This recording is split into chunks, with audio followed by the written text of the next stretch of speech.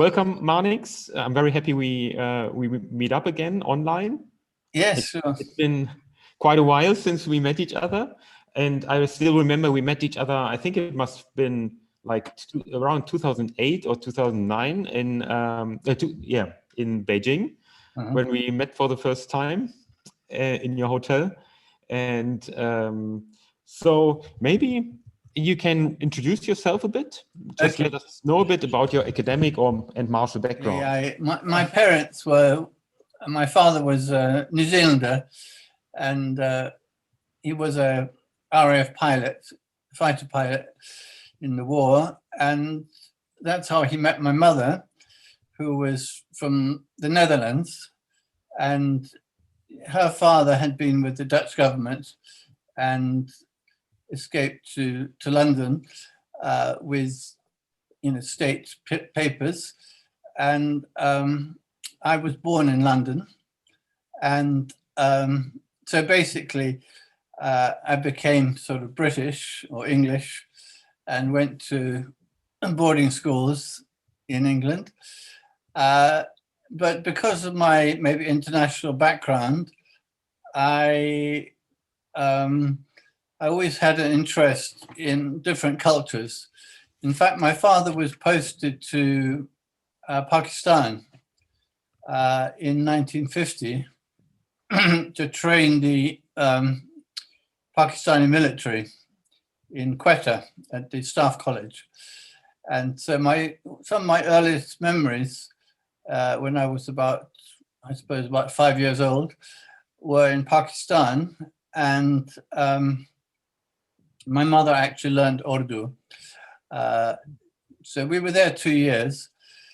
And then I came back, a bit of culture shock to UK, and hated boarding school, frankly. Very unhappy. But I suppose Chinese culture and archaeology and this kind of thing became my refuge, if you like, intellectual refuge. And I was introduced to Chinese arts, originally from porcelain and jade. And I used to have tea with an old lady, and every time she would bring out one of her treasures, and we would sort of appreciate it, enjoy it over a cup of tea. And then I became, got books, Chinese painting and so on, and I was enthralled. And I've always also had a sort of an interest in fighting, I suppose, martial history and battles and so on. I gradually, then I, somehow went to university. I did Chinese. I managed to. Chinese was a very sort of rare subject in those days, but at Oxford I kind of surprised the interviewers because obviously I knew more about China at that time than they did. As a candidate for the BA degree.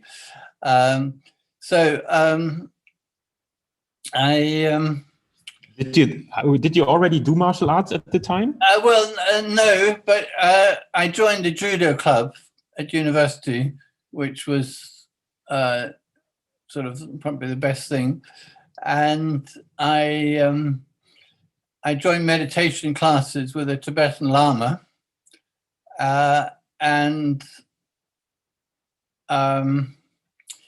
So then after graduation, I went to Hong Kong. Well, in fact, I applied for a visa to go to China. And when I got to Hong Kong, I waited for the reply. That was in 1968. And initially I stayed with a Chinese friend who I met at university. And I said, well, I'm interested in Chinese martial arts. Where should I go? So he wasn't particularly knowledgeable in that field, but he said, well, go to the park in the morning. So I did. And I met a Taiji teacher in the park in Kowloon, Simsai Way, near the ferry. And so I practiced there. And he said, well, if you practice, then you won't fall ill. Actually, I did catch the Hong Kong flu, which was prevalent at that time. But I kept going to the practice, when I was able to. And so afterwards, I resumed study and learnt the basically Yang Taiji form. And then there was no reply from China because it was a cultural revolution. The place was in an uproar, you could say. Hong Kong was interesting because there was no violence at that time. The Mao had ordered that Hong Kong should be left alone for commercial reasons. But the Chinese department stores were full of, propaganda performances. Some quite interesting, with traditional music and storytelling and posters, of course, and artworks of, revolutionary type. So after about 6 months, there still had been no reply from China. So I decided to go to Taiwan. And there again, I went to the park and resumed, Tai Chi studies, mostly Zheng Manqing school, and then moved to Japan in Tokyo. And there I joined a Tai Chi school where I met Bruce Francis, and he'd just been to study with Wang Shujin, doing Baguazhang in Taichung, in Taiwan. So I stayed there for about 2 years, learnt the Chenpan Ling Taiji, which actually was what Wang Shujin practiced, and his student Zhang Yizhong, who was teaching in Tokyo at that time. And so that was slightly more a martial application oriented than the Yang style that I'd learned. But I wasn't sort of fully satisfied. And later I managed to get employment in Taiwan in the shipping agencies. And at that time, I think about 1972, I was able to go to Taichung on weekends and study with Wang Shujin and learn the Bagua, learn the 8 changes. And so, over the years, I spent quite a lot of time working in shipping-related industries, mostly in Taiwan. I did a couple of years in in London with the Japanese firm Mitsui OSK Lines, and did night school in business. And then I got a managerial post in Taiwan and later South Korea, during which time, in the spare time, I was able to further martial studies of various types. And I participated in a project in Taiwan called The Way of the Warrior, which was it was a TV production, I think, and also a book. And I helped to introduce teachers in Taiwan.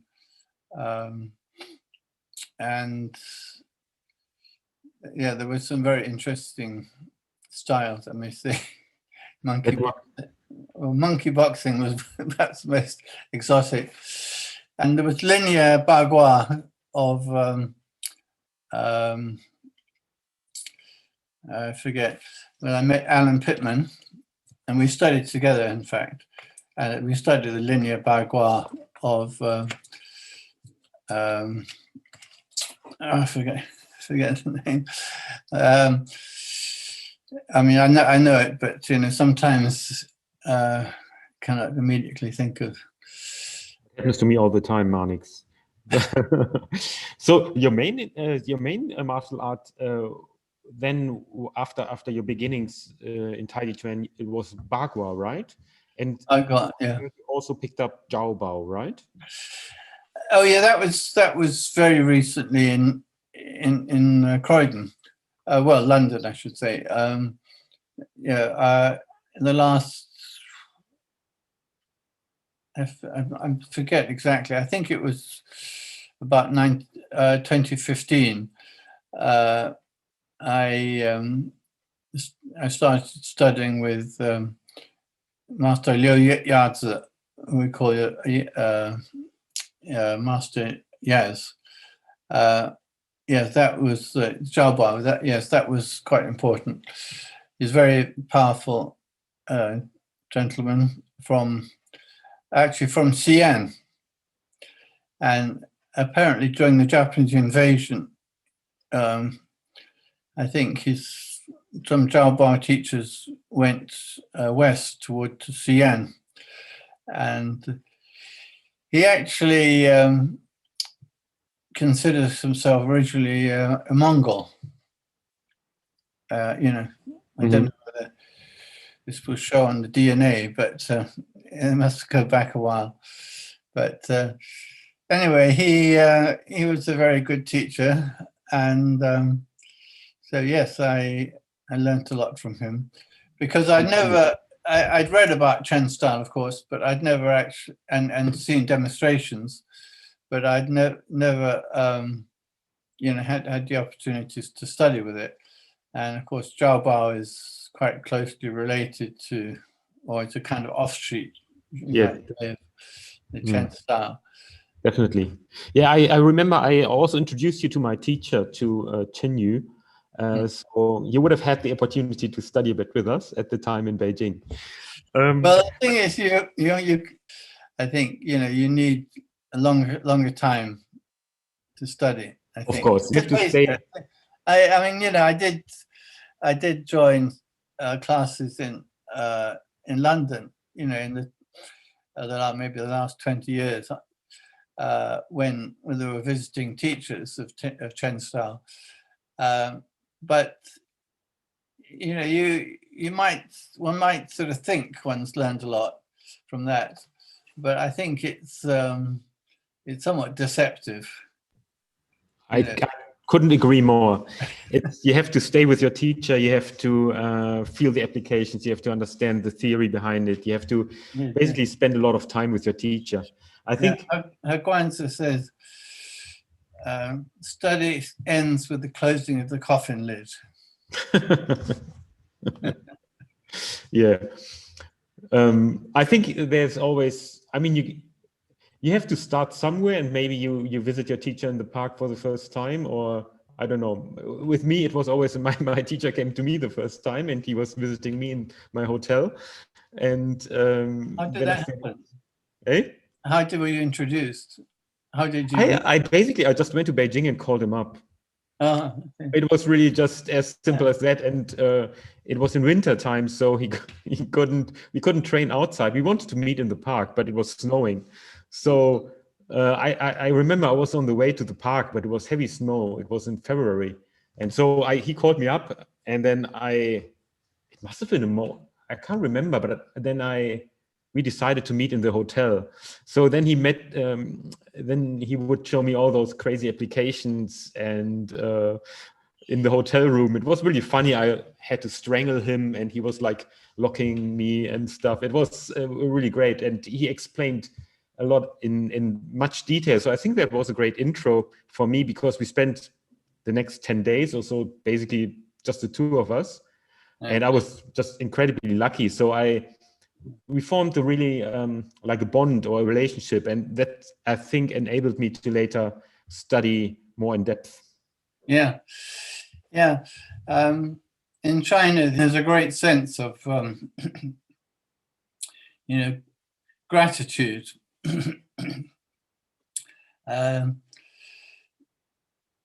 You know, sometimes in traditional China, they were very secretive. But if there was some bond, you know, like returning a favor of some kind, that would overcome that. And, you know, you'd be almost like a member of the family. And so that is very important. I think that is, yeah, that would make a really interesting topic to talk about also, I think, like how to learn the Chinese martial art. And because I think there's a lot of conceptual knowledge we need. And so there needs to be some cultural understanding also. Yeah. Because without that, it's difficult to understand the concepts. There's so many words which, like words like qi or jin or whatever, and it's in a way quite often so mystified. And I think that kind of prevents a useful practice quite often. So I think there needs to be cultural understanding, and then of course also you need to practice and someone to show you. So I think there's a lot of things which can be done wrong in Chinese martial arts. Can I ask you, coming back to your book, because this is how we first got into contact. You wrote this great book, Scholar Boxer, on Chang Naizhou's theory. And I can recommend this to everyone because I think it's a great book. It says, I read it before our interview again, and I had almost forgotten how dense it is with information. It's really like in every sentence there's something where I think, oh, would be interesting to do some research on. So I think it's a very densely written book, and that's what I really love. And I also love that you've chosen a couple of translations which are not so common. They're kind of idiosyncratic in a way. Like you translated yin and yang, like sunny, shady and sunny, for example. And I quite like this. You really bring your own conceptual ideas to this work. Yeah, some people, of course, didn't like that. But again, I try to sort of show the root of the words because obviously there's huge number of possible translations, and but just to give some sort of hint of the root, I feel is helpful, because that's a starting point. It's not the ending point, but it's a start. No, it's great also because you add something to a lot of existing translations, and just like you say, you will never be able to translate a concept from one language to another one 100%, but you can always just try to open up certain semiotic spaces in a way around these words, and this is something you do. Can I ask you what first sparked your interest in Chang Naizhou? Well, I've been fascinated by so-called, Taiji classics, which are quite brief. Well, the original ones, they're only a few pages, I think. The Taiji of Wang Zhongyue, it's like one page. And then the Song of the 13 Postures, again, is quite brief. So I'm trying to get a bit more depth is quite challenging.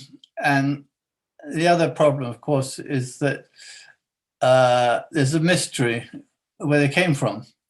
were not known in the Chen village, which is now acknowledged to be where, basically Taiji as we know it came from.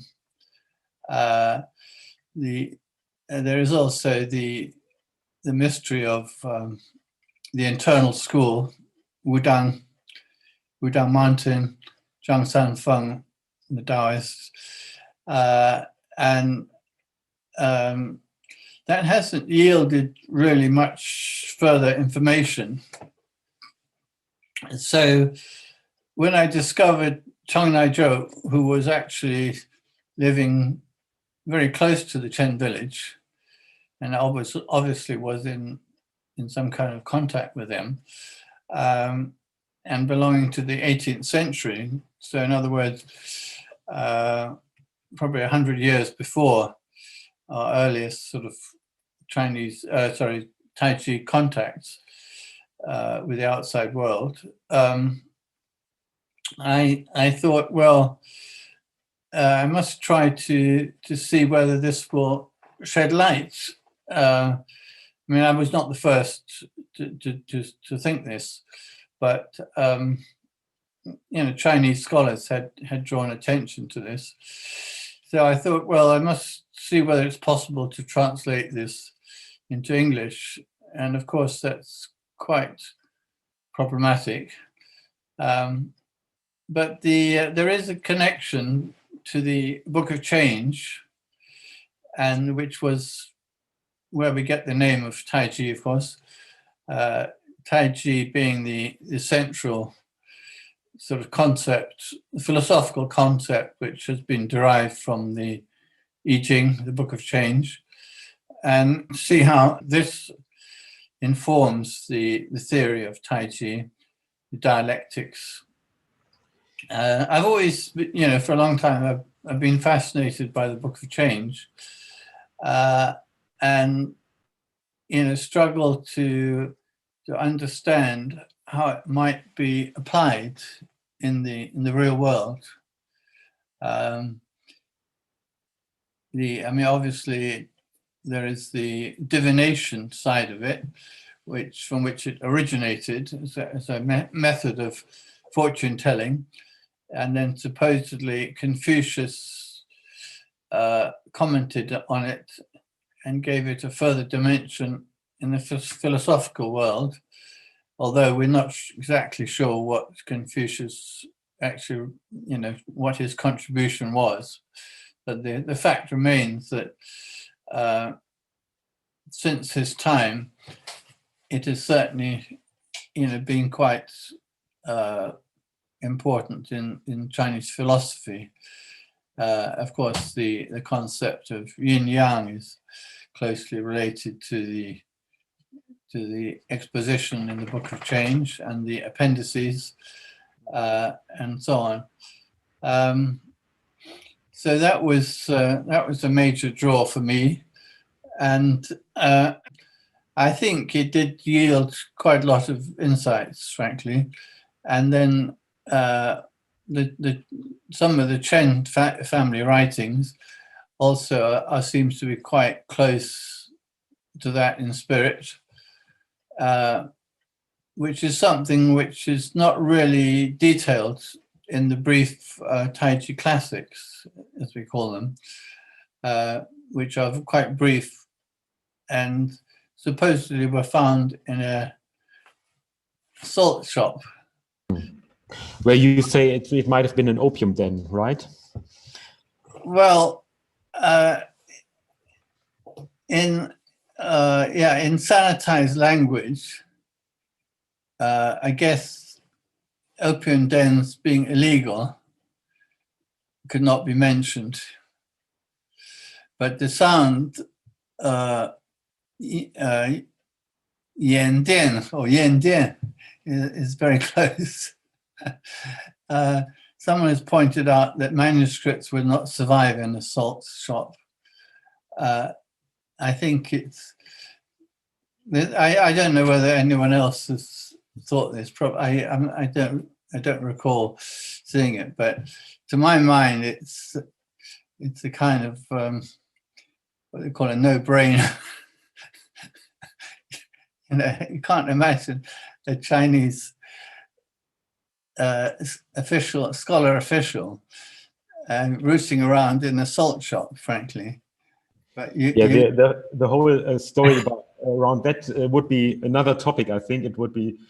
But the interesting thing is that it is, in Chinese terms, 200 kilometers or so from Wudang is not such a huge distance.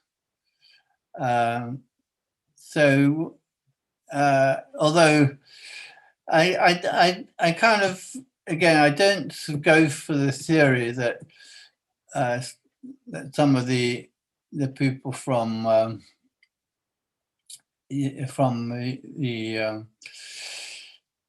like the Wu family, who supposedly found these manuscripts, from the same town as Yang Luchan in southern Hebei, I don't really believe that they would have had either the motivation or the insight to compose the Taiji classics. So, I don't believe that there was a forgery, if you like. I mean, that's one possible theory. I think one has to also see if, I mean, are we talking about the theory and the literary connections between different works? Or are we looking at the practical associations of different arts? And well, but this is like speculation. I think when Wu Yuxiang, he came to defend the city in the name and help his brother out. That's why he went through Zhenjiagou, and he stayed in Zhaobao for 3 weeks, I think, to learn the art. And then after that, he went to his brother's hometown to defend against the rebellion at the time. And then I think the main association between what he learned in Zhaobao and about the script he found was basically he was the association. So there's no other link. I don't think it makes a lot of sense to go looking for another link. No, I don't think these Chen classics were not known, as far as I know, either in Zhaobao or in Zhenjiagou.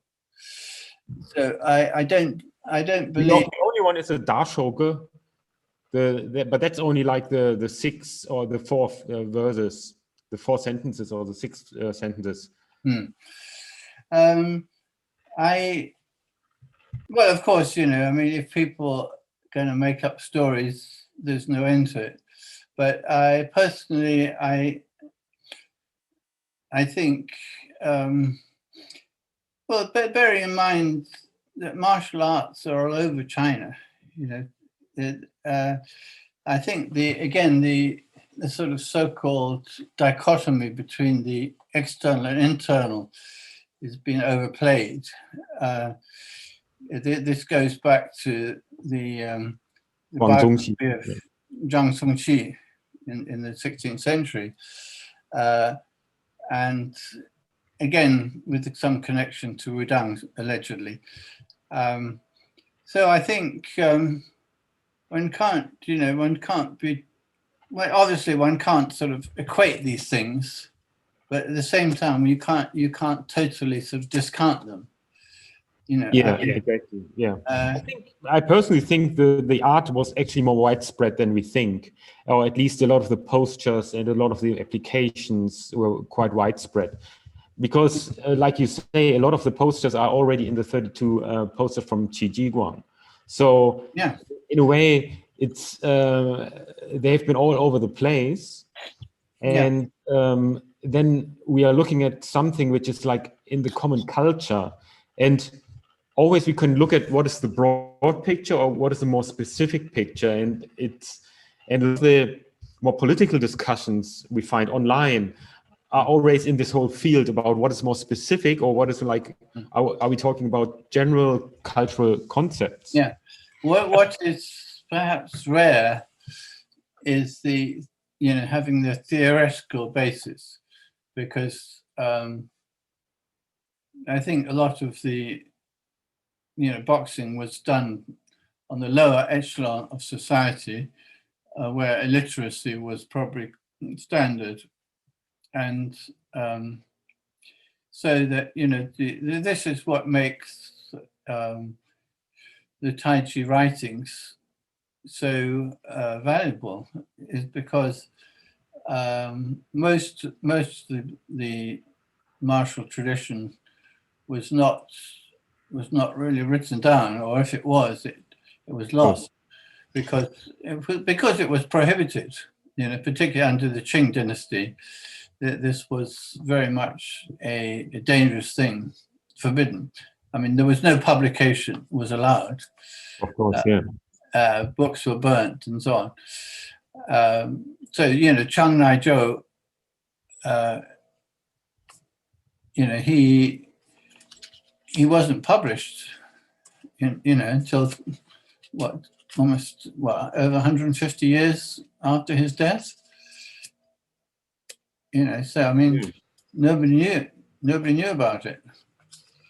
What do you make of his theories? Because you mentioned that he uses the term Taiji, right? But he uses it and connects it to the central energy, as far as I remember.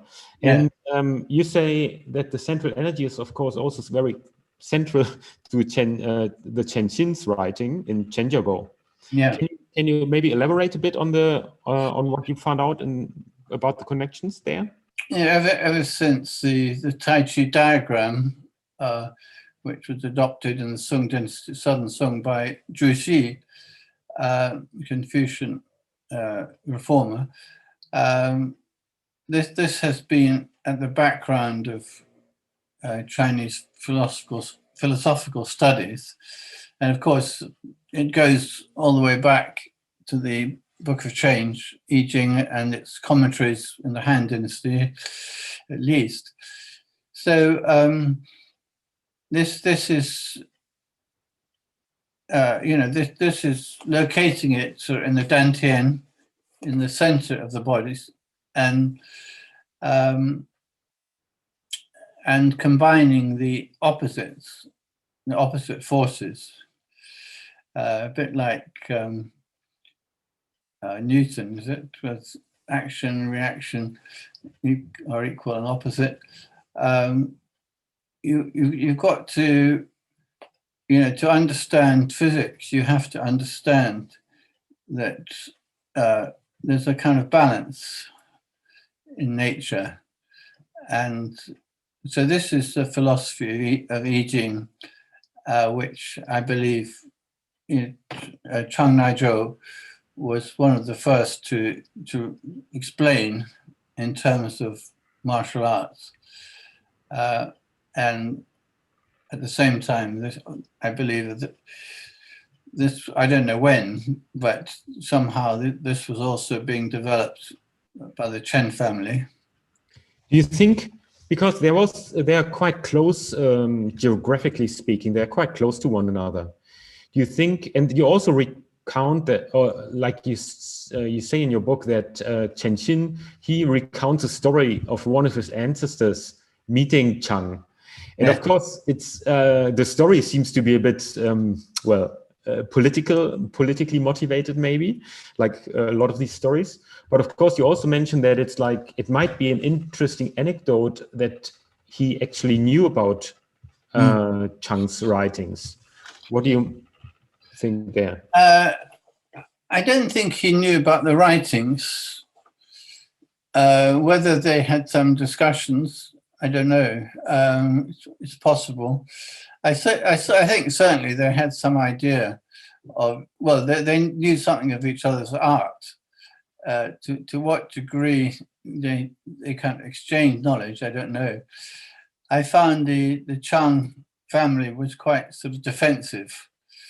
They didn't seem to be very happy that I had published a translation of Chang Naizhou's work.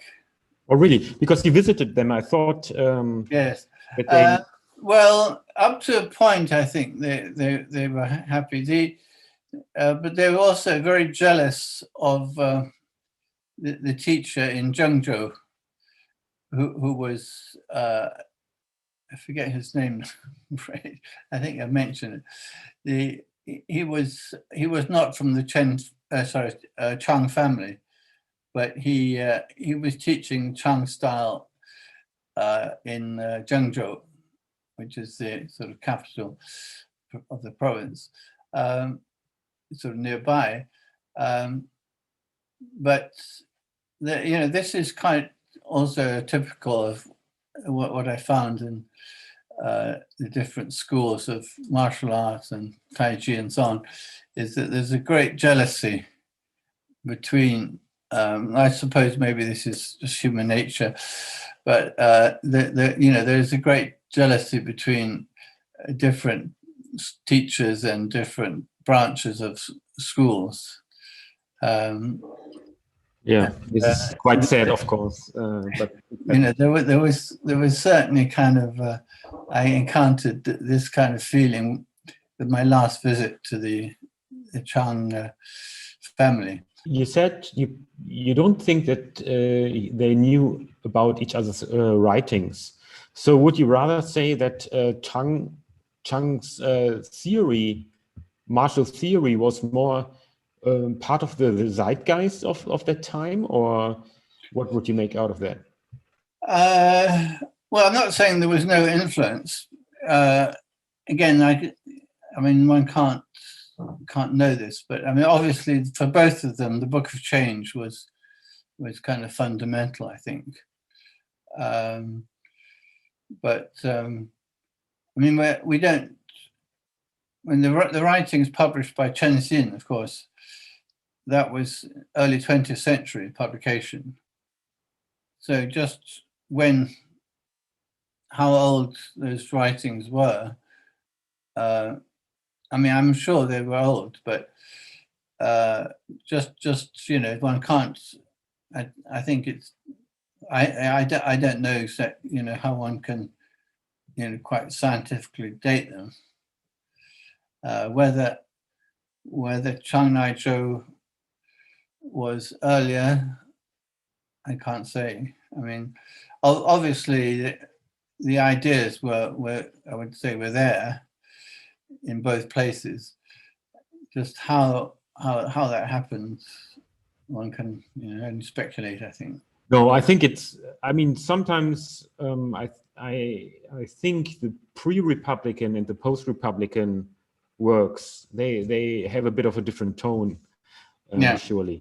And I think also sometimes the 18th century and the 19th century stuff, it can have a slightly different tone, maybe, if one is very knowledgeable about these issues. But also, if like one work was published at a certain point, we never know.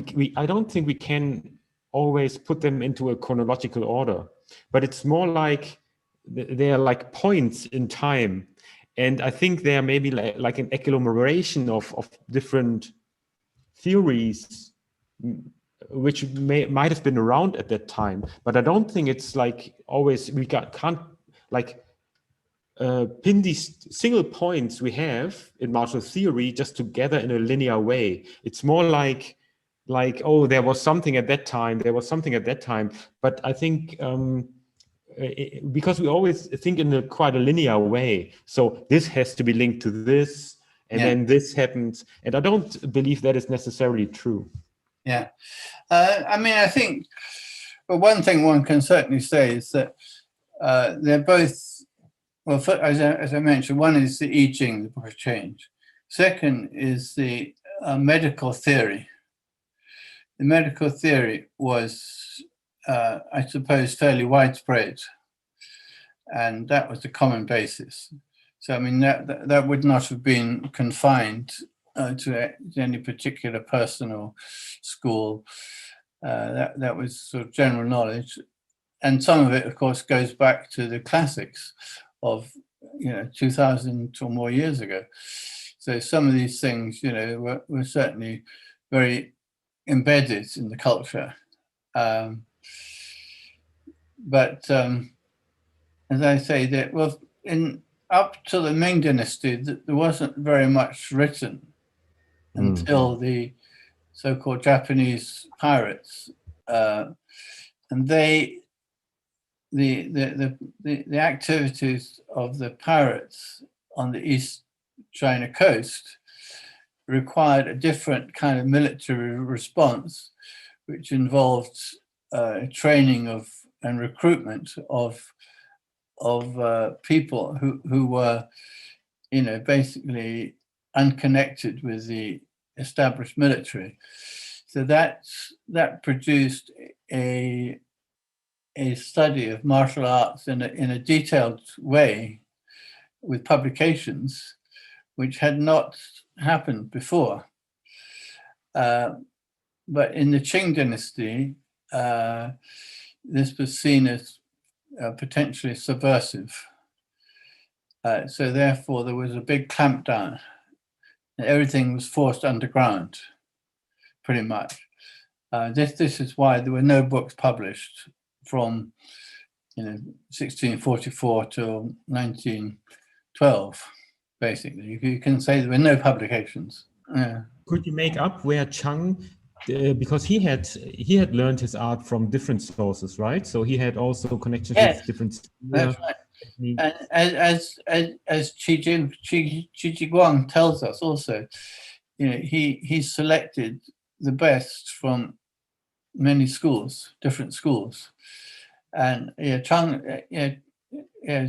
did the same. Yeah, he basically he took whatever he thought was good and merged it. Which is different, of course, from the Chen village, who seem to have basically stuck fairly close to the Taijiquan's 32. So, there was a fundamental difference. And he obviously, Chang never learned, was not able to learn the Chen form, I guess. So, there's quite a sort of divergence in terms of actual form. I mean, there are some things such as I think the white goose spreads wings, which you can find in both, but it's kind of the exception, really. Did you have a chance to look at? I think you read Chen-Stil, right? The Taijiquan Tushuo. Yeah. But did you also check Chen Zhaopi's book? Yeah. Yeah, because I think he has many names which are actually in common with Chang Naizhou, right? In a lot of the postural names. Sorry? The postural names, because he has something like a poem in the beginning. And I thought there was quite a lot of names which are very similar to Chang.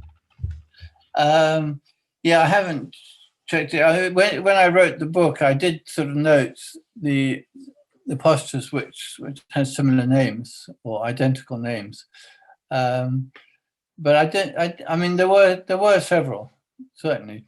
Well, they were not the majority there, I think. But yes, I mean, Chen Zhaopi's work might yield more information on this subject, but. I mean, I should also add here that what I found out about the Chang family is that Chang Naizhou's published work is only a fraction of the materials that the Chang family have. So they have. I mean, he basically boiled it down to that form that he published, or that was published. But the actual materials which the Chang family have, and again, where they came from, that's another question. I mean, probably they came from all over. So that, one can't sort of say, well, that is Chang, yeah, and this is Chen. And there's a few overlapping, but one has to imagine that there's a whole lot of stuff which never made it into the selection. Were you able to copy a table of contents or something? What, the Chang? From things the Chang family still has? They haven't published. No, I've got they did publish a book, which I have, of other materials. Well, whether that is the totality, I don't know. But I do have a book on this, which, if you come to Croydon, I can show you, which is including martial art, including weapons and boxing forms and so on. Yeah. And maybe like a last question on Chang. Do you think, how influential do you think he was over his writings in the martial community of the 19th century? Or is it rather to think, no, he had no influence, but he was really just expressing the zeitgeist of the time? Yeah, well, I think he was quite an original thinker. I think he did, did develop these ideas in a particular way, which sets him apart. Of course, he drew on what was there, but just like all writers or philosophers, they don't make it up in their head. Partly they coalesce it or rationalize it, but they, obviously they draw on materials which are out there. But I don't think outside his family, I don't think his ideas were very were widely known. And I guess that many of his families probably couldn't understand, his theory anyway. You have to be something of a philosopher to really sort of understand his ideas. You have a chapter on the similarities to Taijiquan theory, right? In the book, in the end of the book. So you think they are more like coincidences, or that they drew more on the same theories rather than having an influence on one another? Well, I think, they might have had discussions. People in the salt shops or whatever, they might have got together, had discussions.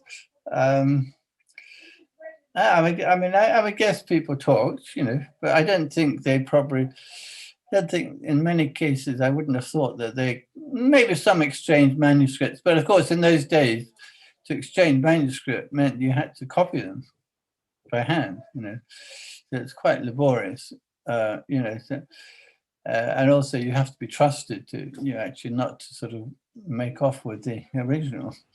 So I think, they were pretty secretive about their sort of scrolls, unless you were very, close, you wouldn't really get access, I would guess. Like when I went there, people might show you something, so you have a sort of peek, right? And maybe if you're lucky, sort of get a sort of snapshot. But you certainly wouldn't be entrusted to sort of take this back to your hotel or something, normally. I guess that was a limiting factor. But I think there was social interaction, I'm sure, and people did. Obviously they must have had discussions, and they educated people. They knew about the book of change and medical theory, and that was the basis, I think. Did you ever look at the Luo River Diagram? Yes, of course. Yeah, that comes in both. That comes in both Chen-Stil and in Chang Naizhou. That's those sort of zigzags. That's very interesting, I think. Well, including myself, really, had never really appreciated this, I think.